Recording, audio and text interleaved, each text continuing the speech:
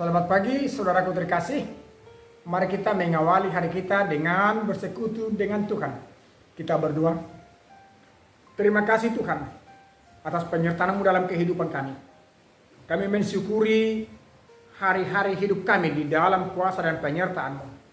Terlebih di pagi ini Tuhan, Engkau telah membangunkan kami. Tuhan, sebelum kami beraktivitas, kami mau bersekutu dengan Tuhan melalui firman-Mu. Berfirmanlah kepada kami Bapa, kami mau mendengarnya. Dalam Kristus Yesus kami berdoa. Amin. Firman Tuhan untuk kita di pagi ini diambil dari Galatia 6 ayat 7. Jangan sesat. Allah tidak membiarkan dirinya dipermainkan. Karena apa yang ditabur orang, itu juga yang akan dituainya. Demikian firman Tuhan. Bapak Ibu saudaraku yang terkasih, kepada manusia itu diberikan Tuhan roh, yaitu roh pengertian, di mana roh itu akan membimbing kita untuk membedakan mana yang jahat dan mana yang benar, mana yang dikehendaki oleh Tuhan dan mana yang dikehendaki oleh dunia ini atau manusia. Dalam konteks ini Rasul Paulus mengajak setiap jemaat Tuhan untuk selalu membuat dirinya menjadi orang yang setia kepada Tuhan. Karena dalam penglihatannya Paulus selalu melihat bahwa masih ada orang yang dualis di dalam beragama. Orang sudah memeluk agama, tetapi hidupnya masih hidup secara duniawi. Hidupnya masih hidup yang tidak mempermuliakan Tuhan dalam kehidupannya masing-masing. Justru disitulah saudaraku, apa yang mau dikatakan oleh Paulus di sini, bahwa kepada manusia itu diberikan sebuah perintah agar tidak menduakan Tuhan dalam kehidupannya, agar tidak mengabdi kepada dua kekuasaan di tengah-tengah kehidupannya.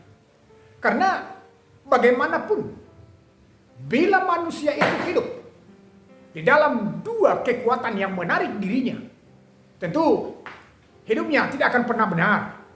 Karena kepada siapa dia harus mengabdi dengan kesetiaan? Kalau hidupnya masih terombang-ambing oleh sikap yang tidak menentu di tengah-tengah dunia. Maka dengan itu saudaraku dikatakan di sini, jangan sesat. Allah tidak membiarkan dirinya dipermainkan. Allah tahu hati yang terdalam dari manusia itu. Apakah dia manusia yang benar atau tidak? Karena setiap ketidakbenaran akan menjadi ganjaran dalam kehidupan kita. Setiap orang yang tidak hidup dalam kebenaran kepada Tuhan akan mendapat konsekuensi dalam kehidupan mereka masing-masing. Ingat, bagaimana ketika bangsa Israel harus menjalani kehidupan yang mengembara, ketika mereka selalu bersungut-sungut, dan ketika mereka menduakan Tuhan dalam kehidupannya, Allah marah. Allah tidak menginginkan hal itu terjadi. Maka Allah menghukum mereka akibat ketidakpatuhan dan ketaatan mereka dalam kehidupannya. Kita sudah hidup di zaman ini, zaman di mana Roh Kudus telah diberikan kepada kita. Maka Bapak Ibu saudaraku, hidup di dalam satu hati, yaitu percaya dan melakukan setiap firman-Nya, agar kita diberikan hidup yang bersukacita di hadapan Tuhan. Hiduplah firman itu, maka firman itu akan menjadi kekuatanmu untuk melawan si jahat.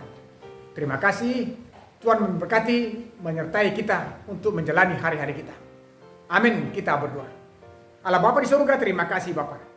Engkau memberikan Roh-Mu yang kudus kepada kami untuk mengajari kami, agar kami tahu membedakan antara kehendak Allah dan juga kehendak dunia ini.